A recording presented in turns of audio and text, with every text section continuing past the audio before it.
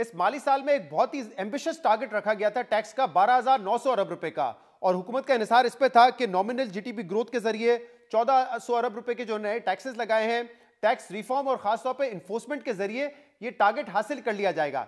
लेकिन ये एक बहुत ही चैलेंजिंग टारगेट हुकूमत के लिए नजर आ रहा है, क्योंकि पहले 5 माह में जो शॉर्टफॉल है टैक्स का वो 350 अरब रुपए का है, और अब कहा जा रहा है कि दिसंबर में भी एक बड़ा शॉर्टफॉल हो सकता है। जरा बताइएगा कि एग्जैक्ट सूरत हाल क्या होगी, एंड ऑफ दिसंबर कितना बड़ा शॉर्टफॉल होगा? देखिए शहजाद साहब, बहुत शुक्रिया लेने के लिए। बिल्कुल टारगेट एम्बिशियस है, लेकिन हमारे जो टैक्स जीडीपी की रेशियो है उसमें गवर्नमेंट को अपने लिए एम्बिशियस टारगेट ही सेट करना चाहिए था। और ये ज़रूर है कि उसकी कुछ अजम्पशंस हैं जिनमें लार्ज स्केल मैन्युफैक्चरिंग की ग्रोथ है, इन्फ्लेशन की है, बाकी अजम्पशंस हैं। और क्योंकि हमने एक्चुअली इकोनॉमिक फ्रंट पे बेहतर परफॉर्म किया है कि पॉलिसी आप देख रहे हैं कि इन्फ्लेशन एक्सपेक्टेशन से ज़्यादा जल्दी से नीचे आई है, तो उसका अपना एक इम्पैक्ट रेवेन्यू पे आता है, क्योंकि रेवेन्यू हम नॉमिनल टर्म्स में मेजर करते हैं, रियल टर्म्स में नहीं करते। टारगेट्स भी नॉमिनल टर्म्स में होते हैं। तो वो जो आपको 340 बिलियन का शॉर्टफॉल इस वक्त नज़र आ रहा है, और पोटेंशली मे बी दिसंबर में कुछ और शॉर्टफॉल भी आए। ज़ाहिर है इस वक्त तो अभी we are still in the fray, तो आई कांट से कि शॉर्टफॉल होगा नहीं होगा या कितना होगा, that will know in next 8-9 days. मगर ये जो शॉर्टफॉल है ये दरअसल इस वजह से है कि एक बहुत ही अग्रेसिव टारगेट है, और जिसमें कोई गलती नहीं है टारगेट में, उसलिए कि जितना हमारा टैक्स टू जीडीपी रेशियो बाकी मुल्कों से कंपेयर करके बहुत थोड़ा है। और इसमें बिल्कुल पॉलिसी मेजर्स भी लिए गए। पॉलिसी मेजर्स में रेट्स का भी डिफरेंशियल था, नॉन फाइलर के लिए डिफरेंट था। लेकिन आप ये देखें कि दो तीन चीज़ें बड़ी बड़ी हुई हैं। एक तो ये हुआ कि इन्फ्लेशन अगर 12% एक्सपेक्टेड थी तो वो बहुत नीचे आ गई है। अब क्योंकि जब इन्फ्लेशन नीचे आती है तो हमारे नॉमिनल नंबर्स कम हो जाते हैं, उसका अपना इम्पैक्ट आता है। लार्ज स्केल मैन्युफैक्चरिंग जो है उसकी जो एक्सपेक्टेशन है उससे स्लाइटली लेस है, कोई बहुत ज़्यादा कम नहीं है लेकिन स्लाइटली लेस है। हमारा अपना ये ख्याल है कि ये पॉलिसी रेट के सिग्निफिकेंटली नीचे आने की वजह से थर्ड और फोर्थ क्वार्टर में पिक करेगी, और जब ये पिक करेगी तो ये कंपनसेट करेगी सम ऑफ द रेवेन्यू शॉर्टफॉल को जो हमने एक्सपीरियंस किया है। मगर जो इससे बड़ी बात है वो बिहेवियर चेंज है। अब जब हम टैक्स के नंबर्स कैलकुलेट कर रहे थे और पॉलिसी मेजर्स बना रहे थे, तो उसमें ये पॉलिसी मेजर भी थे कि जो लोग रजिस्ट्रेशन सिस्टम में नहीं है या फाइलर नहीं है उनको एक्स्ट्राऑर्डिनरी रेट्स इम्पोज किए गए, जो दुरुस्त फैसला था। उसका नतीजा ये हुआ है कि अब आपने सितंबर में जब फाइलिंग देखी तो फाइलिंग में मैसिवली इजाफा हुआ है। इतना कभी पहले इजाफा नहीं हुआ जितने सितंबर में हुआ। मैं मसलन आपको एक मिसाल देता हूँ कि रिटेलर जो आज तक सिर्फ 2 लाख टैक्स फाइलर थे वो इस साल बढ़ के 6 लाख हो गए हैं। तो हमारा ये ख्याल था कि 50,000 से 1 लाख तक हम बढ़ा पाएंगे, लेकिन 4 लाख ऐड हुए। उसकी वजह कि रिटेलर जब होलसेलर से ख़रीदता है तो उसे एक एडिशनल टैक्स देना पड़ता है। ज़ाहिर है अगर वो एडिशनल टैक्स आता तो वो रेवेन्यू नंबर में रिफ्लेक्ट होता, लेकिन दूसरी तरफ वो फाइलर साइड पे रिफ्लेक्ट हो गए हैं। एक तो ये कि आपने कहा कि टैक्स फाइलर्स बढ़ हैं रिटेल साइड पे भी, लेकिन अभी भी तकरीबन आधा है जो पोटेंशियल हम कहते हैं कि 11 मिलियन टैक्स पेयर हैं। फाइलिंग अभी भी नवंबर एंड तक तकरीबन 5.5 मिलियन टैक्स फाइलर्स हमारे सामने आए, तो उसमें अभी भी काफी गैप है। वो सर आप दुरुस्त कह रहे हैं, लेकिन मैं आपको ऑनेस्टली बताऊं, बहुत सारी ना ये जो 11 मिलियन का हम पोटेंशियल टैक्स फाइलर की बात करते हैं, इसमें बहुत सारी जंक फाइलिंग की एक्सपेक्टेशन है। पाकिस्तान में बहुत थोड़े लोग हैं जिनके पास ट्रू टैक्सेबल इनकम है। अगर मैं आपको बड़े बड़े नंबर बताऊं तो हमारी कोई 67 मिलियन लोग हैं जो एम्प्लॉयड है। एम्प्लॉयड से मुराद सिर्फ एम्प्लॉयड नहीं है कि वो कहीं सैलरी पेशा है, जो अपना भी काम करते हैं वो भी एम्प्लॉयड है। यानी एक्टिव जो economic members of the society हैं वो 67 मिलियन है। बाकी लोग तो या कम उम्र के हैं या बूढ़े हैं या गांव में यंग औरतें हैं जिनको कोई जॉब या कोई अपॉर्चुनिटी अवेलेबल नहीं है। इस 67 मिलियन में से जो टॉप 1% है, जो 6,70,000 बनते हैं, सिर्फ अगर मैं सिर्फ इनकम टैक्स साइड पे देखूं तो इनकी जो इनकम टैक्स की लाइबिलिटी बनती है और जो करंट इनकम टैक्स का रेट है वो 1.7 ट्रिलियन के करीब बनती है। इसमें से वो 500 बिलियन तो देते हैं, लेकिन बाकी या तो वो अंडर फाइल करते हैं या फाइल ही नहीं करते। और ये देखो 2 लाख हैं टोटल में से 6,70,000 में से जो फाइल अपनी करेक्ट कैटेगरी में तकरीबन 1200 अरब अब ये अंडर फाइलिंग का एक बहुत बड़ा इशू है। अंडर फाइलिंग में तकरीबन आप कह रहे हैं 1% जो है जी, आप देखिए 1200 अरब का शॉर्टफॉल या टोटल टैक्स गैप जो है वो यहीं पे है। अगर टॉप 1% लोग सही अपने टैक्स स्लैब के मुताबिक देना शुरू कर दें तो 1200 अरब मजीद इकट्ठा हो सकता है सिर्फ इनकम टैक्स साइड। अच्छा, मुझे अगर आप नंबर्स में जो लोग सॉरी अभी आपने कहा दिसंबर में भी अभी तक नंबर्स नहीं आए, लेकिन जो अब तक नंबर्स कल खबर भी थी एक्सप्रेस ट्रिब्यून में कि तकरीबन 450 अरब रुपए इकट्ठा किए, अगले 10 दिन में 920 अरब रुपए मजीद इकट्ठा करने होंगे। 1373 अरब रुपए का टारगेट महीने भी अगर आप आज की जी अगर आप पिछले महीने भी देखें तो आज की डेट में तकरीबन 400 अरब इकट्ठा हुआ था। होता यह कि हमारी पहले 15 दिन में कोई खास कलेक्शन नहीं होती, 15 से 18 को सेल्स टैक्स की रिटर्न आती है, उसमें कलेक्शन होती है, और फिर जो क्वार्टर एंड होते हैं उसमें हमारे इनकम टैक्स की एडवांस की रिटर्न आती है कॉर्पोरेट सेक्टर की और बाकियों की।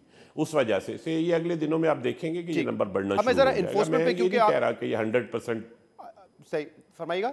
जी ये आखिरी 10 दिनों में ज्यादा टैक्स 2/3 ऑफ द टैक्स आखिरी 10 दिनों में ही आता है। जो शॉर्टफॉल 350 बिलियन का है और आप कह रहे हैं कि दिसंबर में जरूर नहीं 100% हो, कितना होगा इकट्ठा ये अभी तक नहीं कहा जा सकता, लेकिन क्या टारगेट अचीव करने के लिए इस माली साल में क्या हम देख सकते हैं कि कोई मिनी बजट आए या कोई नए टैक्सेस इंपोज किए जाएं?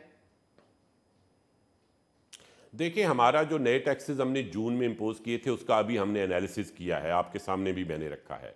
जहाँ टैक्स रेट या नए टैक्सेस इंपोज किए थे उसका कोई ऐसा खातर खा इम्पैक्ट नहीं आया। तो मुझे नहीं लगता कोई बहुत ज़्यादा स्पेस अवेलेबल है जहाँ पे कोई नए टैक्सेस या नए रेट लगे। गवर्नमेंट की कोई ख्वाहिश भी नहीं है। ये मुझे नहीं पता कि how the things would play out in future और क्या मजबूरियाँ होंगी, लेकिन बजाय नए टैक्सेस लगाना या रेट बढ़ाना रेवेन्यू अचीव करने का तरीका के तौर पर गलत है। जो सही तरीका ये है कि जो करंट रेट और करंट टैक्सेस है वो उन लोगों से लिए जाएं जो नहीं दे रहे। किस प्लान में कि हम इतना टैक्स अचीव करेंगे, इन्फोर्समेंट पे बहुत ज्यादा जोर दिया गया। 2-3 मैं आपको मिसालें दे दूं। अभी अक्टूबर के महीने में औरंगजेब साहब ने ये कहा कि जो सेल्स टैक्स इवेजन होती है वो तकरीबन 50% है, 7,000 अरब रुपए की हमारे वहां से इवेजन होती है। फिर हमारे प्रोग्राम में अली परवेज मलिक साहब ने ये बताया कि जो 5 मिलियन पोटेंशियल टैक्स पेयर हैं उससे हम मजीद 300 से 400 बिलियन इन्फोर्समेंट के जरिए इकट्ठा कर सकते हैं। अभी आपने मिसाल दी जो टॉप 1% का है वहीं पे तकरीबन 1200 अरब रुपए का शॉर्टफॉल है। तो हमने ये इन्फोर्समेंट की बात तो बहुत की है, अंडर फाइलिंग बहुत ज्यादा है जी। तो अपने इन्फोर्समेंट की हम बात तो करें, लेकिन फ्रैंकली इन 5-6 महीनों में हम कितना आगे बढ़ सकें उसमें कि हम इन्फोर्समेंट के जरिए ज्यादा टैक्स इकट्ठा सर मैं अर्ज करता हूं सर इन्फोर्समेंट सर आप शहजाद साहब एक तो बिल्कुल आपने ये जो जितना कंटेक्स्ट बयान किया बिल्कुल दुरुस्त है। देखिए इन्फोर्समेंट कोई ऐसी चीज नहीं है जो ओवरनाइट कैपेसिटी डेवलप। इन्फोर्समेंट में हमारे इश्यूज क्या थे? हमारे पास ऑडिटिंग कैपेसिटी लिमिटेड थी, हमारे लोगों के पास मोबिलिटी नहीं थी, हमारे लोगों की ओरिएंटेशन नहीं थी इन्फोर्समेंट की। हमारे जो इनकम टैक्स के पर्टिकुलरली ऑफिसर्स हैं वो आपस में बैठ के काम करते थे, और जिस तरह के हमारे यहाँ हमारी सोसाइटी में जितना ट्रूथ का कल्चर है उसमें मैसिव अंडर फाइलिंग के इश्यूज थे। अब हम उनकी सलाहियत बढ़ा रहे हैं।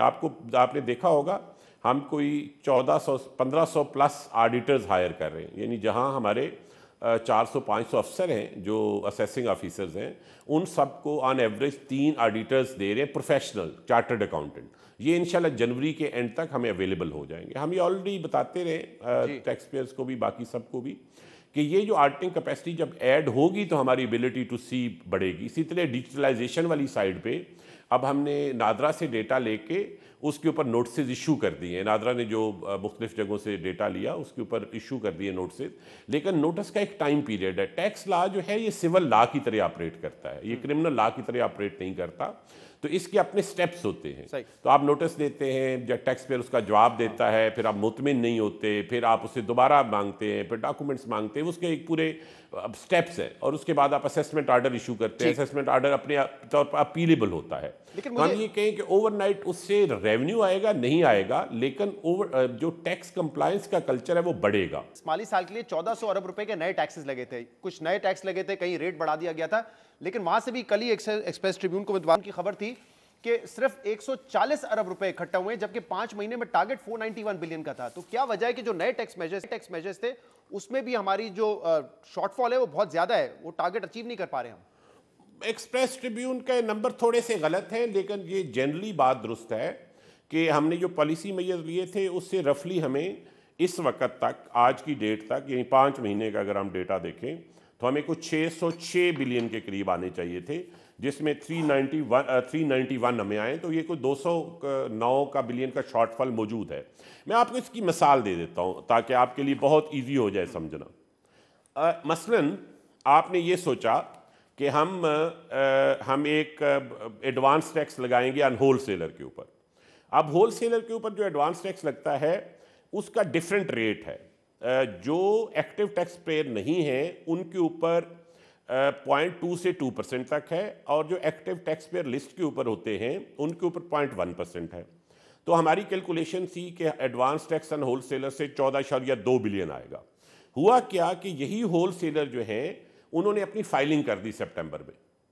अच्छा, उससे हमें उधर तो फायदा हो गया, वो एक्टिव टैक्स पेयर लिस्ट पे तो आ गए, लेकिन यहां पे उनका रेट 2% से गिर 1% पे चला गया। तो 14 बिलियन जहां पे आने थे हमें 5 महीनों में, वहां 4.9 बिलियन आए, और जाहिर है इसमें 9 बिलियन का गैप आए। 9 बिलियन का ये गैप मौजूद है, और ये हमारी एस्टिमेशन के हवाले से बिल्कुल गैप मौजूद है। मैं इस सवाल लेकिन पूछा था क्योंकि यहाँ भी हमने देखा डेवलपमेंट है, और एक शहजाद साहब मैं एक सेकंड बस खत्म कर लूं, और एक तरह ये पॉजिटिव डेवलपमेंट है। पॉजिटिव डेवलपमेंट ये है कि वो लोग जिनको हम हायर रेट लगा रहे थे कि आप एक्टिव टैक्स पेयर नहीं है, वो टैक्स पेयर छोड़ना शुरू हो गए। अब इसमें बिल्कुल ये आप समझे बिहेवियर बदल गया है, जो एक्सपेक्टेड बिहेवियर था वो चेंज हो गया है। सही है जी, ये ट्रांजिशन है, एग्जैक्टली ये वो ट्रांजिशन है जिसमें आपके जो एस्टीमेट्स हैं जून में जो आपने लगाए थे वो बिल्कुल उस तरह एग्जैक्टली नहीं आएंगे जिस तरह आपने सोचा था। हाँ। लेकिन उस ट्रांजिशन के नतीजे में कहीं और से कंपनसेशन भी हो सकती है।